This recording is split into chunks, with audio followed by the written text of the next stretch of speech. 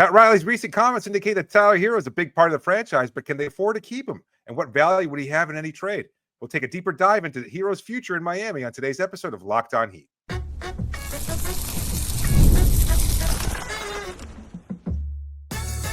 You are Locked On Heat, your daily Miami Heat podcast, part of the Locked On Podcast Network, your team every day. All right, welcome to Locked On Heat, your daily podcast on the Miami Heat, whether you're tuning in on YouTube or on your favorite podcast app. Thanks for making Locked On Heat your first listen every day. I'm Wes Goldberg here with David Ramil. Both of us are credentialed Heat media members who cover this team every day. For daily content on the Heat, click that subscribe button on YouTube. Make sure you're following us on your podcast app. Today's episode is brought to you by FanDuel. Right now, new customers can get $200 in bonus bets when your first $5 bet wins. Have a great show for you today. We wanted, David, to get to this on Monday, but the Giannis stuff took over the news cycle. You can go check out our whole discussion on whether or not the Heat could trade for Giannis on yesterday's episode. But I don't know if you were on Heat Twitter much over the past weekend, but Barry Jackson of the Miami Herald stoking some Tyler Herro flames, comparing Tyler Herro and Donovan Mitchell over the weekend, saying things that Mitchell is obviously the better player, but the gap is not so ridiculously enormous that it justifies 3 first-round picks in terms of the difference, I guess, between Tyler Herro and Donovan Mitchell. You can go find all of that on Barry Jackson's timeline. He seems to have fun stoking these flames, but it did create debate on Heat Twitter. JF Mayo responded to us and said that we need to address the ongoing Tyler Herro civil war going on Heat Twitter. So that's what we're going to do here. But we're not going to jump. I don't care much about the Tyler Herro versus Donovan Mitchell debate as a framing device here. I'm more interested in the real conversation about Tyler Herro because it's not a new one, the Herro's value to the Heat debate. But after his All-Star season, given that he's up for an extension, that the Heat plan to retool the roster this summer in the wake of trading Jimmy Butler, we do have some new information in regards to how Tyler Herro fits in Miami long-term. So I want to tackle this in a few different ways. I want to get to what Tyler Herro's trade value is and what that means to Miami. I want to get to the extension. I want to get to a hypothetical where we answer the question, how can the Heat build around Tyler Herro and Bam Adebayo if that is what the next era of Miami Heat basketball looks like? But the first thing I want to talk about, David, is can Tyler Herro develop into a true franchise player? Or in your mind, is he that already? Where are you? No, he's not a franchise player.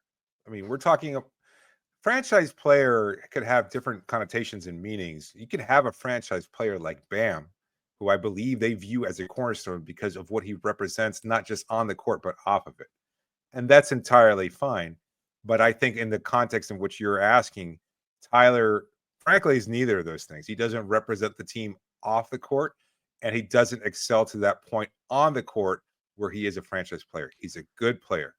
Can we do something really dumb? I'm sorry to interrupt, but yeah, go. This might be awful in terms of content. You're right. I should have defined what franchise player is.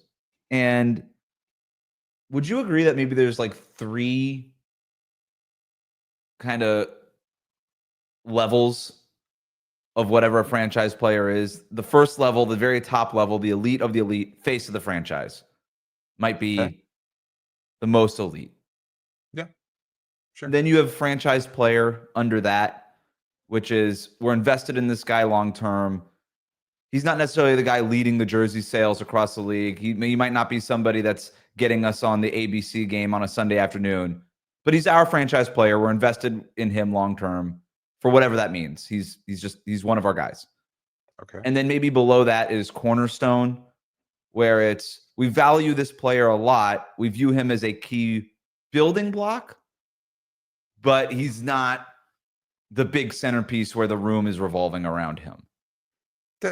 That's fine. I understand that there is nuances in that sense, and you can have different views or levels to the term franchise player.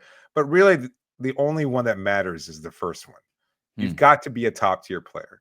Otherwise, why is a franchise making you a franchise player? This isn't just we like you. Udonis Haslem had value on this roster. But I'm fairly certain that if they could include Udonis Haslem in a trade for, I don't know, any superstar during the course of his 20-year career, they probably would have included him in there. We see it all the time. I know it's cold and heartless, and nobody can even imagine the idea of trading UD40, but at the same time, that's how teams and front offices typically operate. We just saw Luka Doncic traded. That's as franchise of a franchise player as you can Face of get. the franchise. Yep, totally. And it's unbelievable to think that they could take him and send him elsewhere. And look, we've all heard about the reporting, and he's offered his opinion on everything. It doesn't really. The problem with the Tyler Herro debate, and this is where I get to all the time, is because he's not that true number one that you're talking about. Yes, he's essentially worthless. That's ridiculous. There are levels to that. Again, that's what I'm saying. So it's not the value of a franchise player, but he has value. He is a good player that you want to keep on your team and can impact a winning team. The idea that the Heat have to move on from Tyler Herro in order to win at the level that they want to win to, I disagree fundamentally with that.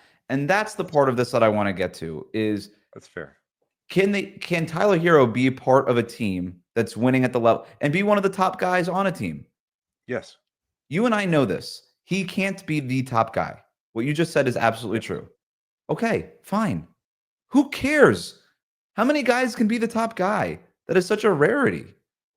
I mean, legitimately, how many guys right now in the NBA are capable of being the top guy on a team that wins a championship? 7, 8? I mean, the list is shorter than people even expect. It's not top 10. It's not top 15. It's a finite, but those guys still need good players around them in order to accomplish the things that they want to accomplish. I think Tyler Herro could be one of those guys.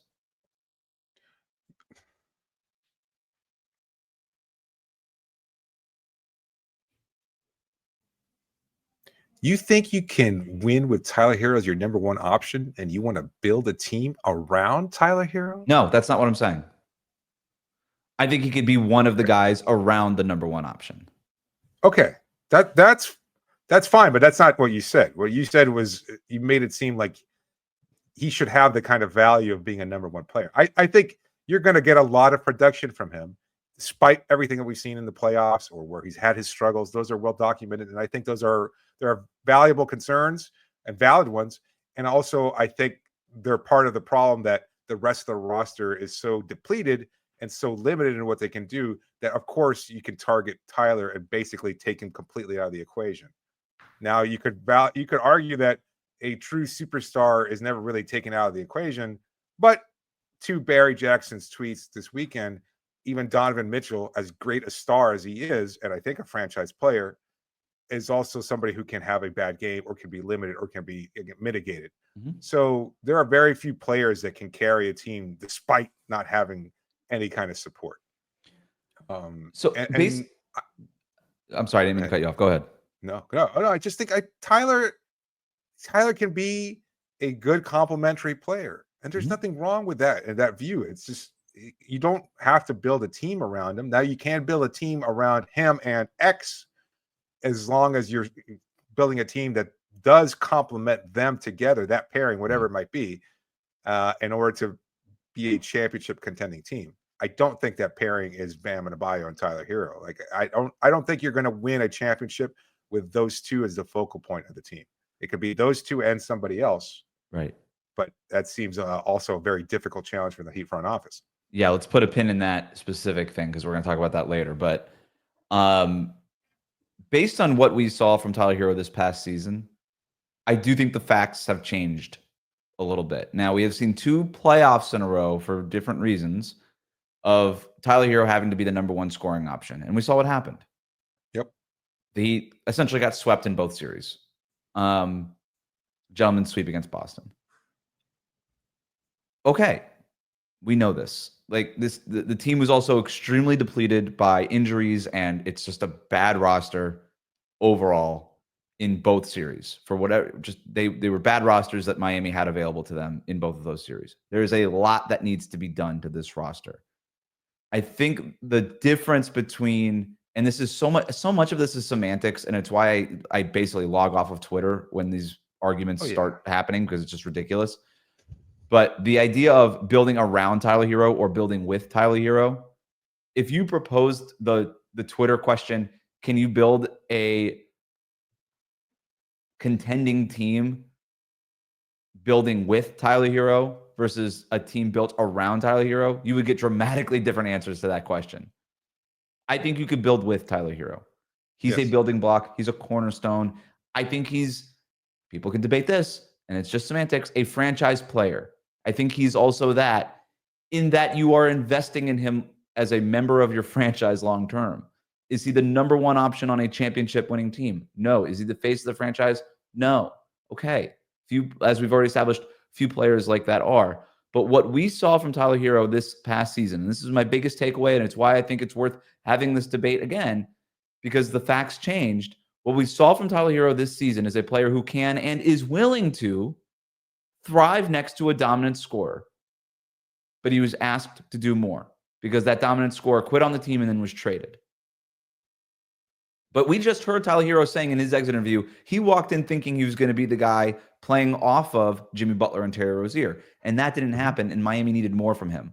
This is a guy who established himself as somebody willing to say, I will space the floor, I will make the catch and shoot threes. And by the way, I'm going to be the best in the league at it, or right there at the top of the league at it. So to me, the facts have changed, where there were legitimate concerns the last couple of years. Is Tyler Herro any more than a sixth man? He kind of needs the ball in his hands. He takes too many mid-range shots and all that stuff. Legitimate concerns. But the thing that I think the Heat saw out of Tyler Herro, what I was talking about Tyler Herro in terms of being more Klay Thompson and less Jordan Clarkson, was, hey, he could do this. And we just saw this past year that he could do it. And that kind of player we've seen across the league. That player fits everywhere. Where I think the previous version of Tyler Herro that we had seen the last couple of years, that player does not fit in a lot of places. Okay. I still disagree that the term franchise player should be used to describe Tyler Herro. Maybe it's just semantics. Like, was Klay Thompson in Golden State a franchise player? Yes. I would argue not. I would argue okay. not. So then extremely valuable. Then it's literally a semantics argument. What would you consider Klay Thompson? Chris Middleton in Milwaukee, was he a franchise player? Yeah. Yeah, I can't see that. I can't see that. To me, there you have to be the top tier in order to get that kind of designation. You have to be the player. So what would you consider that? Like, if you're not like cornerstone, that feels better than cornerstone. Cornerstone feels more inclusive, like an umbrella. And I use it, and we've used it a number of times to describe Bam Adebayo because of how he's viewed by the organization, that he's a representative of the cultural mythos and ethos of that team in front office. Like, he is somebody who symbolizes what we believe in. He's like, not to get all comic book, he is Captain America in the sense that he is representative of the idea of the pursuit of freedom and happiness, etc. Like that is beyond whatever his skill set might be. He represents an ideal, and that's why he's viewed as a cornerstone. UD before him, I think, was also viewed in that same light. And UD was not the top player. So then to you, what's Klay and Middleton then? What label do you put on those guys? Extremely valuable role players. That doesn't exactly roll off the tongue. Those guys were all-stars. Role players? Extremely valuable role players.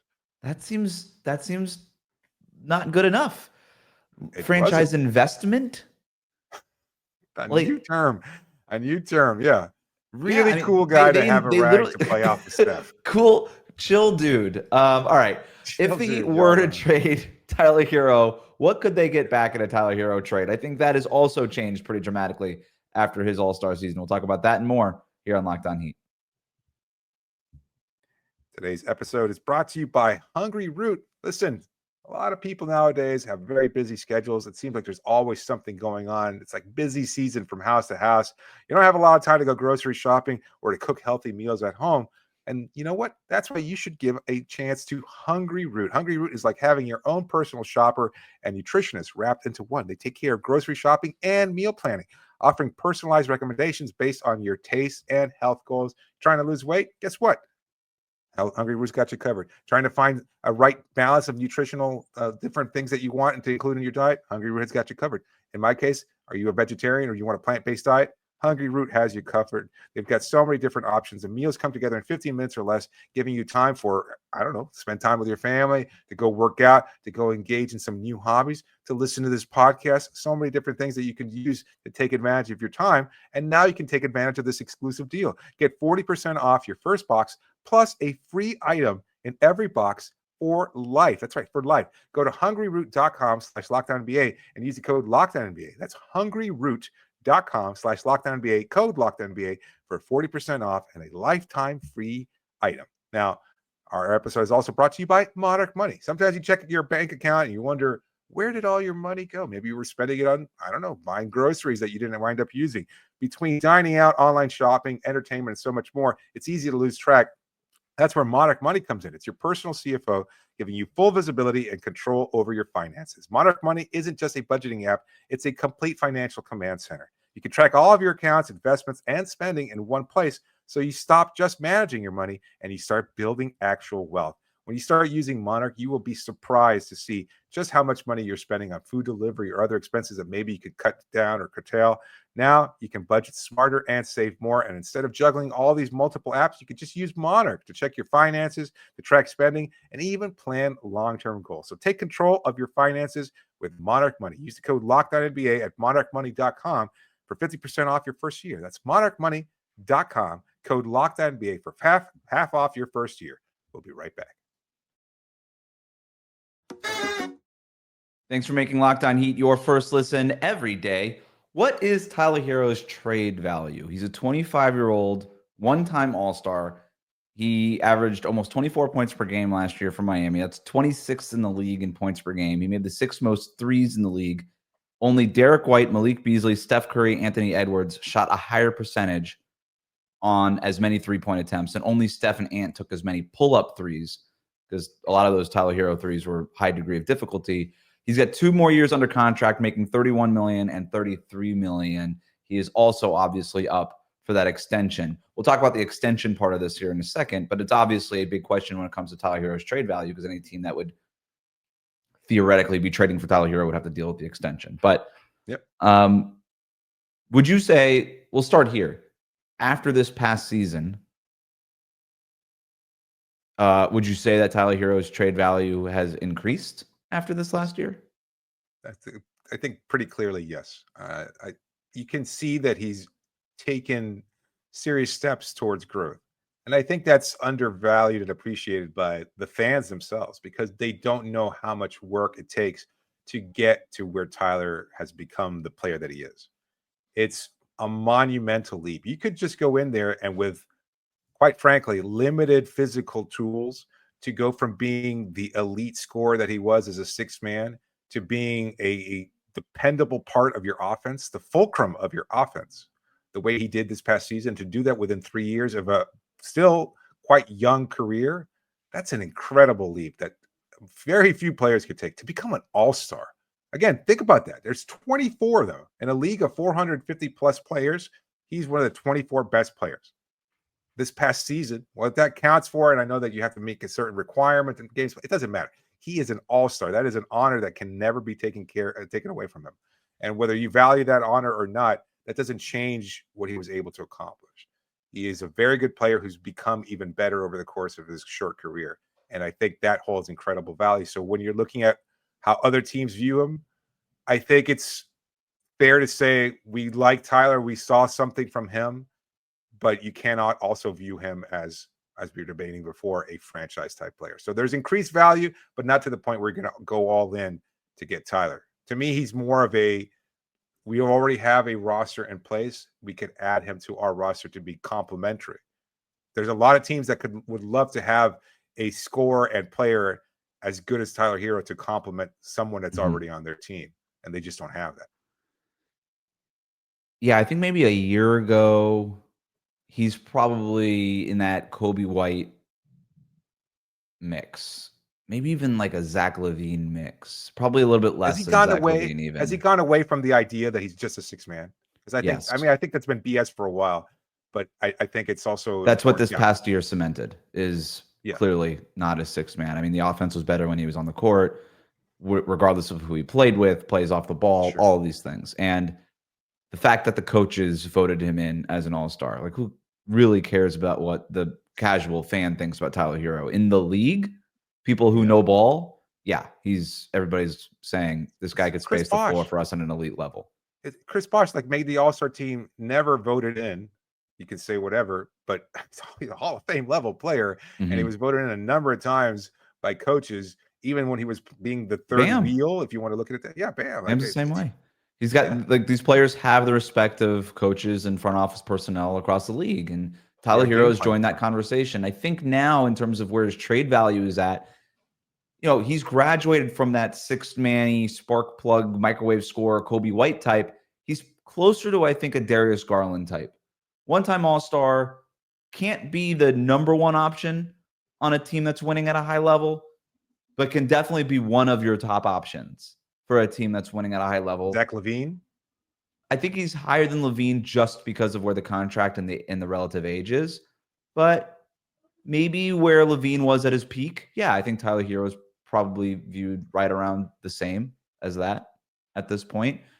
I agree with you. To me, if you're a team like the Thunder and you bow out here in the playoffs and you say, you know what, at the end of the day, 2 straight playoffs in a row, we just couldn't make the threes when we really needed them. We like Isaiah Joe fine, but we think we need a little bit more of a juicier kind of version of Isaiah Joe. And we have 1 million first-round picks. Why don't we just trade a handful of them to Miami and see or offer a handful of them to Miami and see what they say about Tyler Herro? And obviously, he's going to play off of Shai Gilgeous-Alexander and Jalen Williams and Chet Holmgren. But man, do we have the luxury of one of the best floor spacers in the league now, next to our MVP and our other all-stars. That's something that to me is really interesting. To me, this is where Tyler Herro is now. Good enough to be the headliner player in a superstar trade if that superstar demands a trade. I think if now you're another team, you could be like, all right, we're getting Tyler Herro back. We don't feel awful about it. 25-year-old all-star. We could sell this. And obviously, the Heat could not do that before. Tyler Herro was not that before. Those questions have been answered, right? More teams, I think, would feel better about taking Tyler Herro now than they would have been a couple of years ago when he was coming off of, when he was injured during Miami's 2023 finals run. We saw this. They were trying to trade him for Damian Lillard. Right. Tyler Herro now is a lot more appealing to Portland then, as opposed to what Tyler Herro's value was at that point. I think now you could trade him for somebody like Damian Lillard, who, again, the assumption being we're trading our superstar unwillingly anyway, but we're forced into this situation. Let's try to get the best young player back. I think Tyler Herro now has a lot more value in that way than he did before. Oh, 100%. That was the argument. And we know enough people around the league to know that the way they were talking about Tyler is like, well, they went on that run because he was injured, not just despite the fact that he was injured. So I think that's certainly a conversation that has completely changed. Again, there are warts to his game and everything else, and he's targeted on defense. I get all that, but I also know that he's good enough to have earned a new view around the league in terms of what his value is. So I think that's pretty fair. Pat Riley did say that he wants to build around Tyler Herro, and Bam said that he wants Herro to be around long term. We'll talk about what that looks like in terms of a roster built around Tyler Herro and Bam, and what does a Tyler Herro extension look like? And we have some predictions on the way. That's all coming up next here on Locked On Heat. Today's episode is brought to you by FanDuel. The NBA playoffs are in full swing, and every night delivers highlight-worthy performances. I'm looking forward to that Knicks-Celtics Game 5 later on tonight as we're recording this. Major momentum shifts, can't miss moments, whether it's a game-winning shot or a breakout player. There's never been a better time to get in on the action. FanDuel makes it easy to stay in the game before tip-off and live. With player props, performance trends, and same-game parlays, fans have more ways than ever to play smart and win big. Which players are showing up in the next biggest moments, and how could tracking their trends help you build your next bet? There's so many different ways. You watching these games anyway, you see what the big player is going to do. You understand what's going to happen, and that's when you make your move. And that's exactly when you want to use FanDuel. So head over to FanDuel right now. It's the perfect time to sign up. You go there, FanDuel.com. That's FanDuel.com, and you place your first $5 bet. And if it wins, you get $200 in bonus bets. Make every moment more with FanDuel, the official sports betting partner of the NBA. We'll be right back.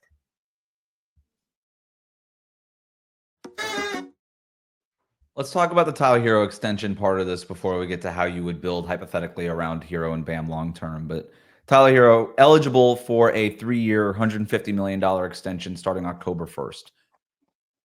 Based on Pat Riley's press conference last week, it sounds like him and Tyler are at an understanding of let's just revisit this next summer.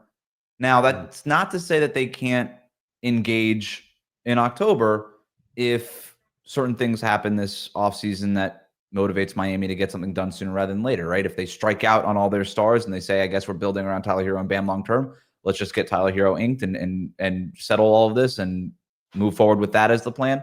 Or they could say, hey, we did trade for a star player. Let's get this core 3 and we still have Tyler Herro. Let's make sure that he's under contract for the length of how long the star player is going to be here. So I don't know that a decision has been finalized, although I would bet they probably revisit this next summer as the most likely scenario. All right, so how do you build around a roster? Let's just assume that it's Tyler Herro and it's Bam moving forward. I think this is a worthwhile conversation to have. How do you build around these guys? Number one, I think you would just get another alpha scorer, number 1 shot creator, right? That would be the idea. Yes, absolutely. It's imperative. Like I just think it's too obvious now that you cannot make those 2 players the foundation of your team. You need something else, something more, and that's fine. Again, there's very few of those players around the league. If you can get your hands on one of them, you can have one of them on your roster. You absolutely pursue that route first and foremost. I do think a top 3 of Tyler Herro, Bam Adebayo, and an alpha scorer / shot creator is enough. Mm-hmm. I think the Heat also they have work to do in improving the supporting cast. It's not just the top of the roster that's the problem. The middle isn't good enough either. And I do think this front office has a lot of work to do if they want to turn this team. Just watching how the Cavaliers rolled the Heat in the first round and then what the Pacers are doing to the Cavaliers in the second round lets you know how far away this Heat team is. It's not a piece away. And one of the things that it keeps coming up in conversations, even off this podcast, just people that I run into, people are like, is Miami 1 Giannis or 1 Kevin Durant away from contending? I don't know that that's how you need to look at this.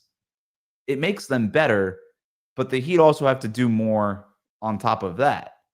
But you need better depth, but you also need a better top of this roster. They are that far away. They were 10 games under 500. This is not there's no one thing you can add to this team to immediately go back to contending, but it's going to take an overhaul.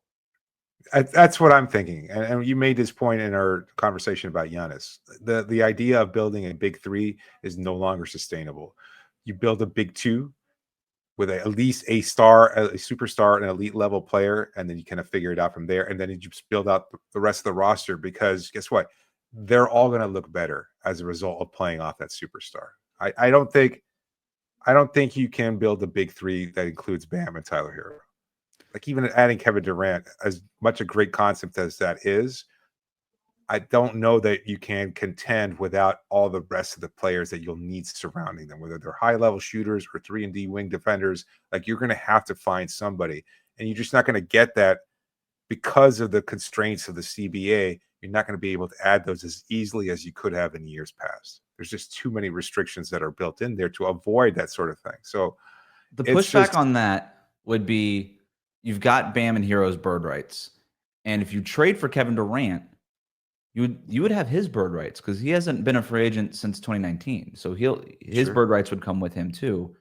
It would be really expensive, but that's how a team like Boston has contended, even where, sorry, Celtics fans and the Jason Tatum disrespect, but whatever. I don't know, but Tatum was a number 1 option ostensibly on a championship winning team, but you still wouldn't put him at the level of a Giannis or a Jokic or a Shea even. But they just invested wholly into that starting 5. They're top 6 or 7 really. And they said, it's going to be really expensive, but we're going to have a 2 or 3 year window here.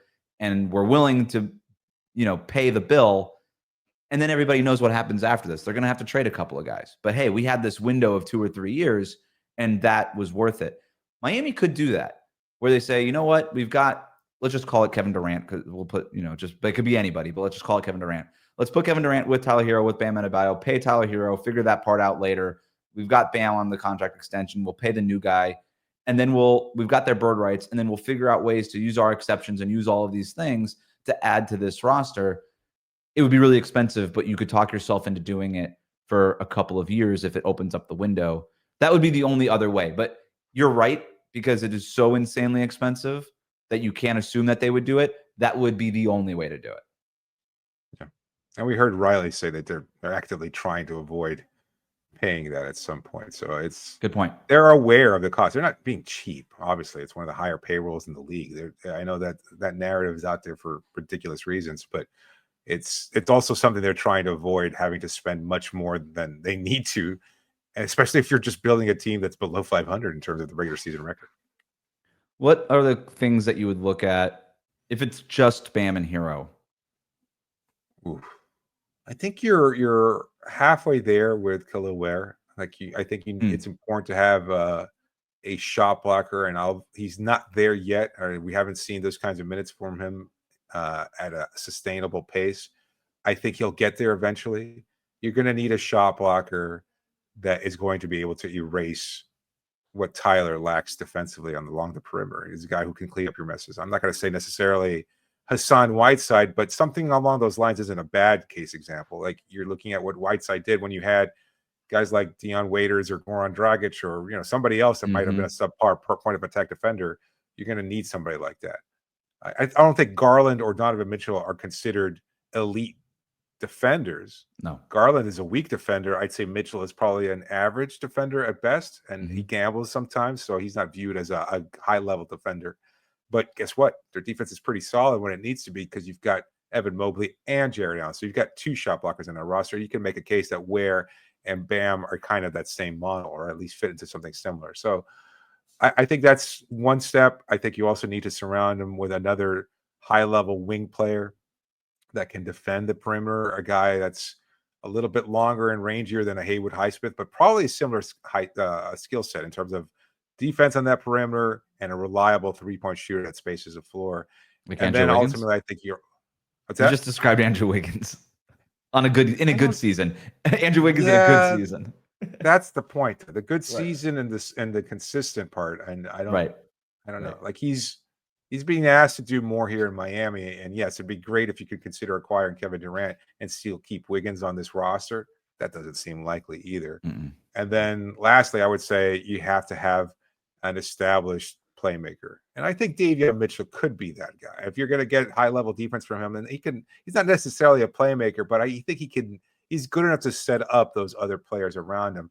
And again, his job gets easier by default when everybody else is so much better around him too. So I think if you have those three stars in place, and I'm counting Tyler and Bam, but if you have your KD on the roster as well, who the hell's going to target Davion Mitchell at this point? You're not going to take him out of the equation, because you're going to be burned in any number of ways. So I think it makes his job a lot easier. Yeah, I agree with everything. No notes. I wrote length and defense. That's really it. And then you're right. You also need that initial playmaker, the guy who can get you into offense that Tyler Herro and Bam Adebayo don't have to. Somebody who could throw Bam the entry pass, get him the ball in the pick and roll, and then allow Tyler Herro to be a little bit more off ball. I don't know that you need Trae Young necessarily, right? I just think you need somebody who can do it. And if it's Davion Mitchell at whatever, $10 million a year or whatever it is, then fine, great, awesome. But length and defense, whether it's Khalil Ware at the center spot or guys on the perimeter, you need those guys too. Thanks for making Locked On Heat your first listen today. For your second listen, check out Locked On NBA Game Night. Every game, every night until an NBA champion is crowned. Get local analysis on a national scale. Find NBA Game Night on Locked On NBA on YouTube and wherever you get your podcasts.